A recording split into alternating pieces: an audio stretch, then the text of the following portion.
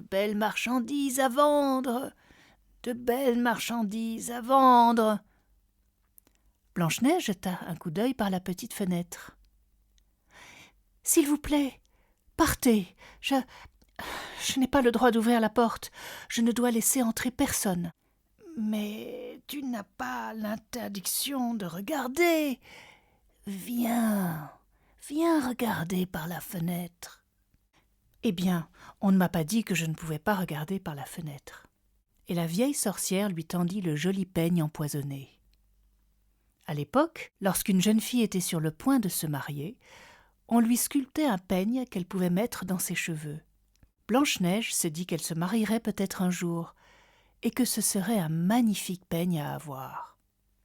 La vieille femme se rendit compte que Blanche-Neige était en train de se laisser envoûter par le rêve, qu'un jour elle pourrait se marier, qu'un jour elle pourrait être aimée, et elle lui montra toutes les sculptures complexes qui ornaient ce peigne particulier, jusqu'à ce que finalement Blanche-Neige perdit tout simplement la raison, et pensant qu'il n'y avait aucun danger, elle ouvrit la porte et laissa entrer la vieille femme. « Venez, venez, laissez-moi vous coiffer. » Dès le premier contact avec le peigne maléfique, Blanche-Neige se sentit légèrement somnolente. Et, à mesure qu'il parcourait ses beaux cheveux d'ébène, elle devint de plus en plus somnolente. Finalement, la vieille femme lui tordit les cheveux et prit le peigne, le forçant à pénétrer dans son cuir chevelu. Dès que le poison le toucha, il commença à agir et la pauvre fille tomba inconsciente. « Voilà !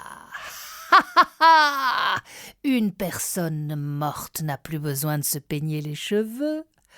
Repose en paix, Blanche-Neige. » Le soir approchait et les 7 petits nains rentrèrent chez eux. Lorsqu'ils virent Blanche-Neige gisant sur le sol, comme morte, ils furent horrifiés. Ils fouillèrent frénétiquement toutes ses affaires, ils cherchèrent partout et trouvèrent le peigne empoisonné. À peine l'avait-il retiré de ses cheveux que Blanche-Neige reprit des couleurs et revint à elle. « Blanche-Neige, que va-t-on faire de toi?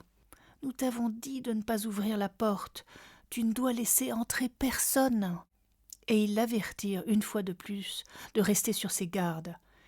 Et Blanche-Neige écouta. « Je suis désolée, mais je pensais qu'un jour, peut-être, je me marierais, et que ce peigne serait joli à avoir. Mais tu ne peux pas vivre dans ce monde imaginaire. Tu dois te souvenir, écouter ce que nous te disons. Ne laisse personne entrer dans cette maison pendant notre absence. » Blanche-Neige acquiesça et promit de toutes ses forces qu'elle serait beaucoup plus prudente à présent. Pendant ce temps, la reine de retour chez elle arracha le voile qui recouvrait le miroir et dit « Miroir, miroir, si beau et si fin, dis-moi ce que je souhaite entendre cette fois-ci. » Le miroir scintilla et répondit d'une voix très triste. « Reine, ô reine, bien que tu sois quelque peu belle, ton peigne n'a pas longtemps touché les cheveux de Blanche-Neige. Elle vit au-delà des 7 montagnes et elle est toujours la plus belle du royaume. » Quand elle entendit cela, la reine se mit à trembler de colère. « Très bien, Blanche-Neige, je suis fatiguée de ces jeux d'enfants. Tu vas maintenant mourir pour toujours. » Elle se rendit dans une chambre secrète et isolée où personne n'était susceptible de venir. Et là, elle prépara une pomme enchantée, laissant le côté pâle intact, mais empoisonnant profondément et sans pitié le côté le plus rouge et le plus juteux. Elle était magnifique à regarder, de sorte que quiconque la voyait avait envie d'en croquer un morceau. Mais quiconque en mangerait, ne serait-ce qu'un petit bout du côté le plus rouge, allait mourir. Lorsque la pomme fut prête, elle se peignit le visage et s'habillait comme une maraîchère. Puis elle traversa à nouveau les 7 montagnes pour se rendre là où vivaient les 7 nains. Et lorsqu'elle frappa à la porte, Blanche-Neige passa la tête par la fenêtre. « Va-t'en! Je n'ai le droit de laisser entrer quiconque ici. Les 7 nains m'en l'ont interdit. »« Très bien. Oh, je peux facilement vendre mes pommes ailleurs. » « Tiens, je vais t'en donner une. »« Non, Ah non, je n'ai pas le droit d'accepter quoi que ce soit. Mais qu'est-ce qui te fait peur? Elle n'est pas empoisonnée. Regarde, je vais couper la pomme en deux. Tu auras la partie rouge, et je prendrai la partie plus pâle. Blanche-Neige désirait ardemment cette belle pomme, et lorsqu'elle vit la maraîchère en manger un morceau, elle ne put se retenir plus longtemps, tendit la main et prit la moitié empoisonnée. Mais à peine en eut-elle mis un morceau dans sa bouche qu'elle tomba à terre, morte. Et la reine, lui jetant un regard terrible, éclata de rire et s'écria « Rouge comme sang, noir comme ébène, cette fois les nains ne pourront pas te ramener à la vie. » Le sang rouge sèche et se transforme en poussière, emporté par le vent. Les cheveux noirs d'ébène pourrissent sous la neige et la pluie des saisons jusqu'à disparaître complètement. Tel est ton destin maintenant que tu es fini, et personne, ni toi ni les nains stupides, ne peuvent nier mon pouvoir. Et sous le couvert d'un nuage noir orageux, la méchante reine s'envola vers sa demeure, avec son rire maléfique. À nouveau seule dans sa chambre, elle croissa. « Miroir, miroir, mon vieil ami, redevenons amants. Dis-moi, à travers les sables du temps, qui a le plus beau visage, qui est la plus belle ?» Le miroir ne répondit pas. Il scintilla, et des larmes brillantes se répandirent sur sa surface, coulant en ruisselets sur son visage argenté. Et dans un demi-sanglot, il dit « Ô reine, tu avais autrefois la beauté, maintenant remplacée par la cupidité et la luxure. Blanche-Neige est morte dans les montagnes. Les 7 nains pleurent sur ses cheveux. Ton visage, ô reine, est le plus beau du royaume. » Et le miroir s'assombrit soudainement. La reine ricana et se mit à tituber comme une ivrogne, hurlant et criant comme une sorte de joie dans son cœur, sombre et envieux, qui se réjouissait et trouvait la paix, ou autant de paix qu'un cœur envieux peut en avoir. Lorsque les nains rentrèrent chez eux le soir, ils trouvèrent Blanche-Neige gisant sur le sol, sans souffle sortant de sa bouche. Elle était morte. Ils la soulevèrent, cherchèrent s'il avait quelque chose de toxique, coupèrent ses lacets, peignirent ses cheveux, la lavèrent avec de l'eau et du vin. Mais Blanche-Neige restait sans vie. Ils firent tout ce qu'ils pouvaient. Ils ne trouvèrent aucune raison pour qu'elle les quitte. Ils lavèrent son visage, mirent des fleurs dans ses cheveux et pleurèrent.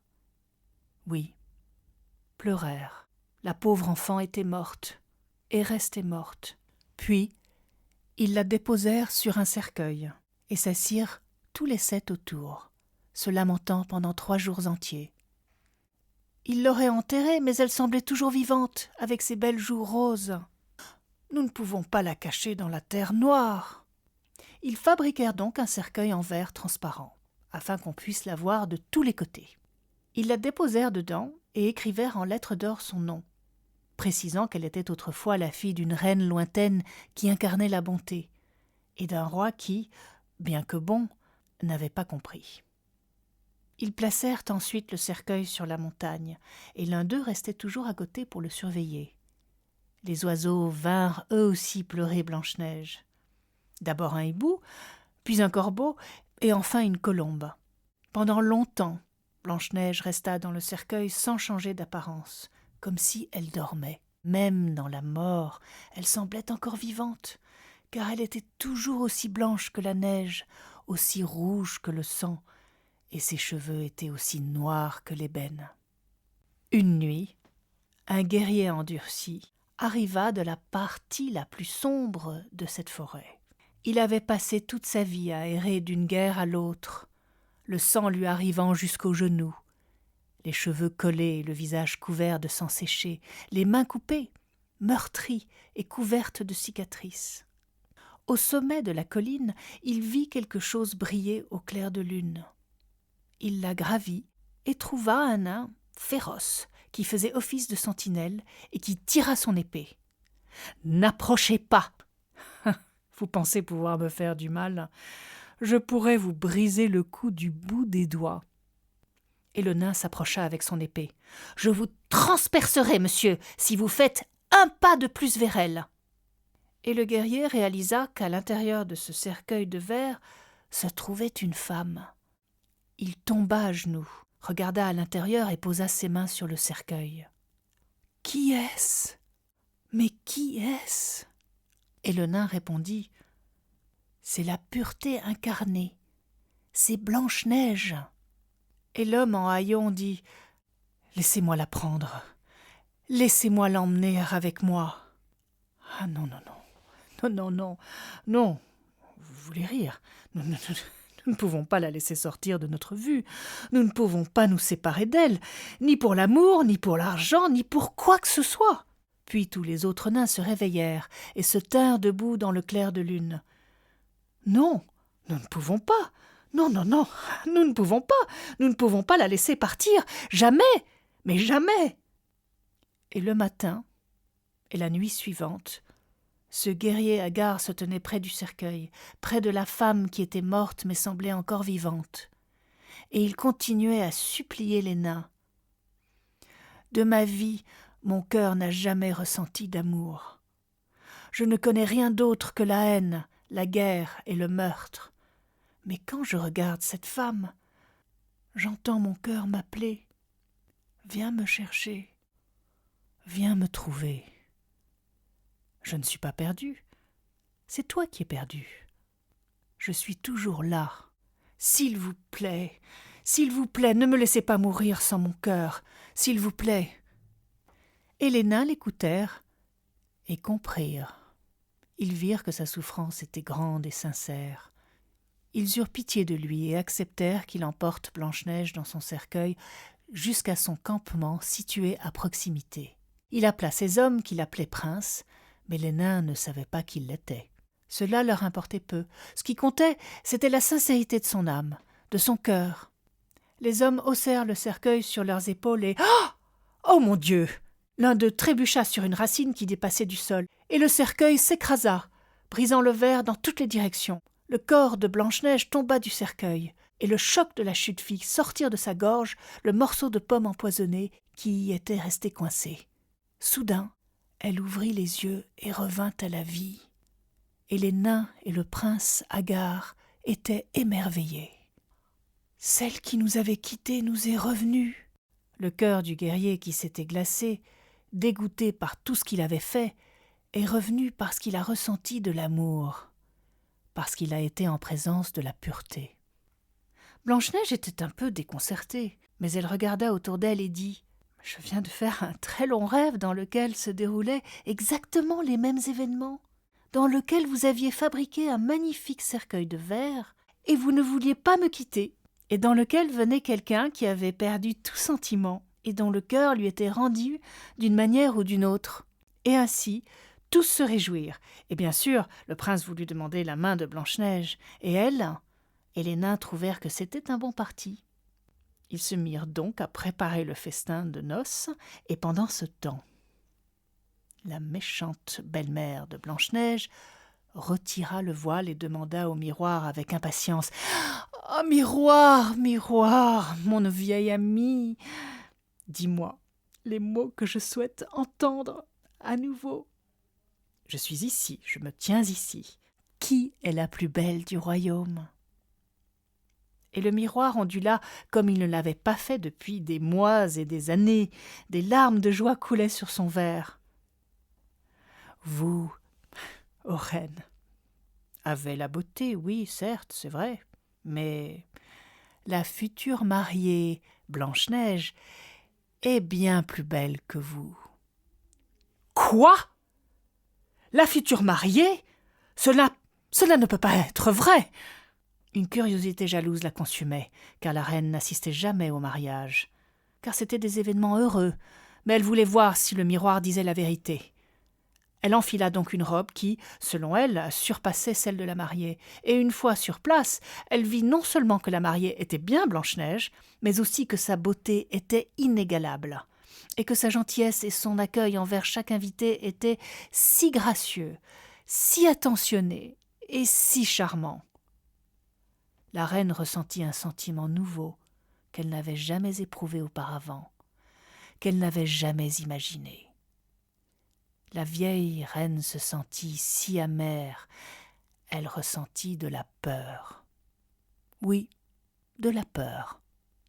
Ce miroir, c'est la faute du miroir. Il m'a trahi. Je vais mettre fin à ce miroir. Mais les nains, qui avaient été ouvriers métallurgistes toute leur vie, avaient anticipé les intentions malveillantes de la reine et avaient travaillé toute la nuit pour fabriquer des pantoufles de fer chauffées au rouge.